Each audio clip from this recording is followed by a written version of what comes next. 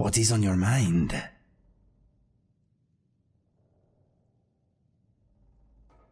I'm thinking you are wearing an amulet of Mara, and that while you are quite a catch, I am not interested. It would ruin our friendship. I will never forget fighting that dragon outside Whiterun. It was exhilarating and terrifying in equal measure. When you absorbed its soul, I think my throat and bowels briefly exchanged places. I am still recovering. I'm thinking you are a good friend. I'm thinking how happy I am you have given me another chance. I will not waste it.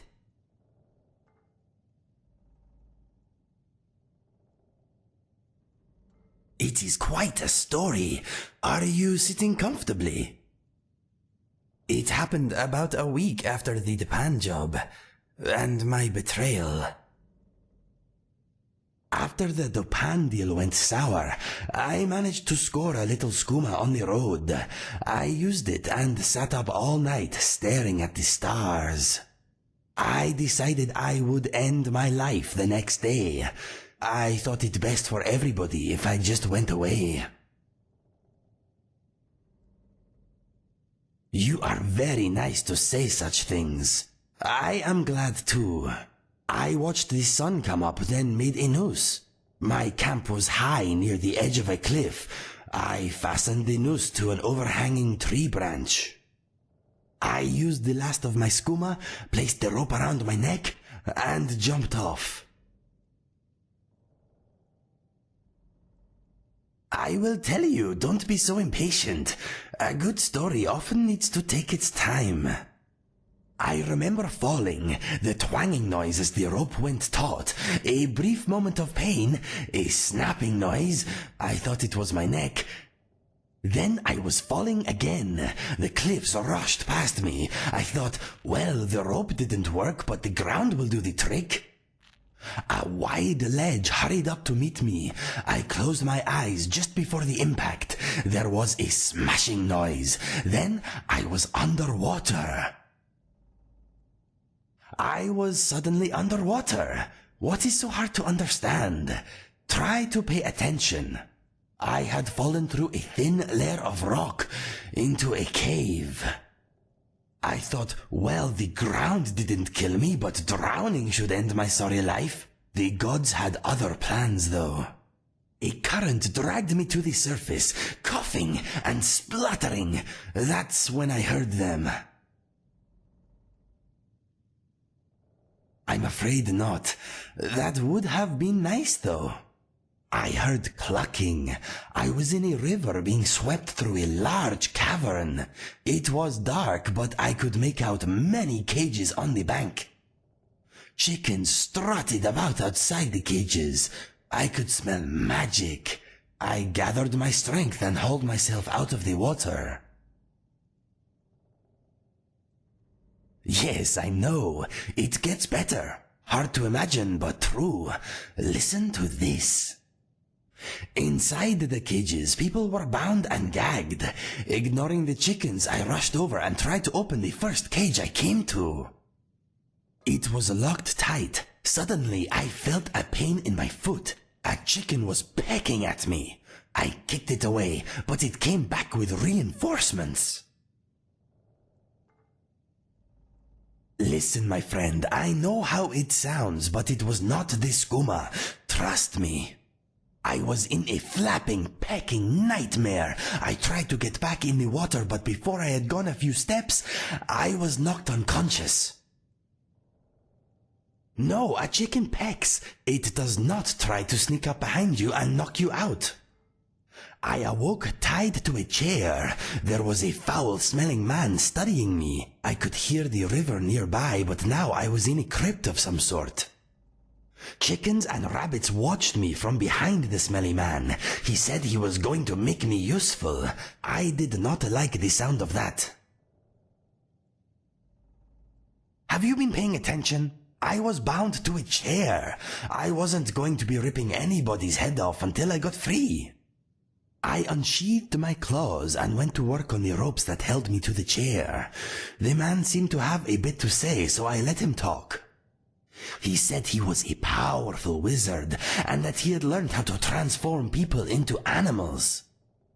Once transformed, he said I would want nothing but to aid him.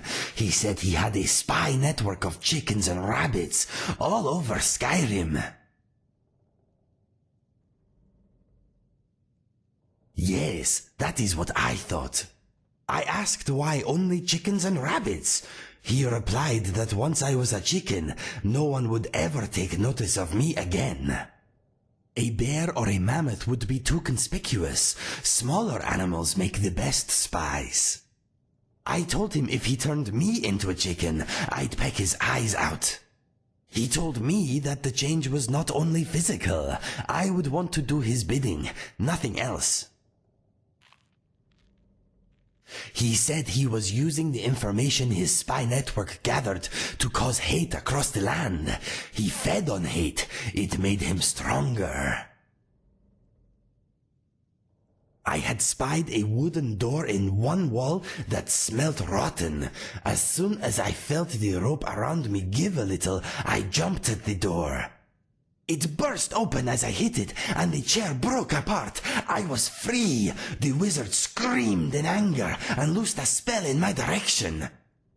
I dodged his attack and ran down a long stone tunnel. I heard the smelly wizard begin to laugh.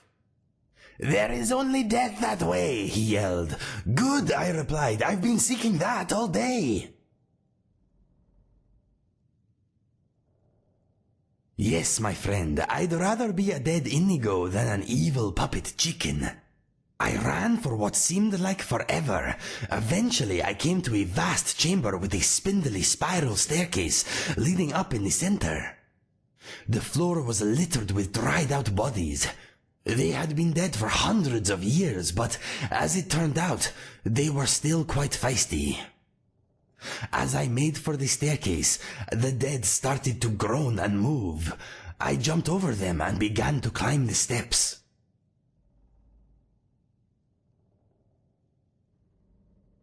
My father told me that anyone who dies in such a crypt may come back as a walking husk themselves.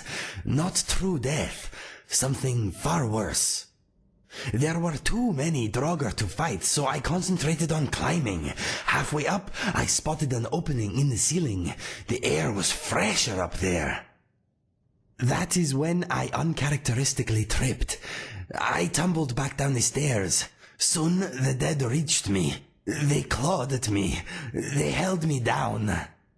Dry, cracked fingers tore my face to ribbons, giving me these scars. I almost gave up. Then something amazing happened.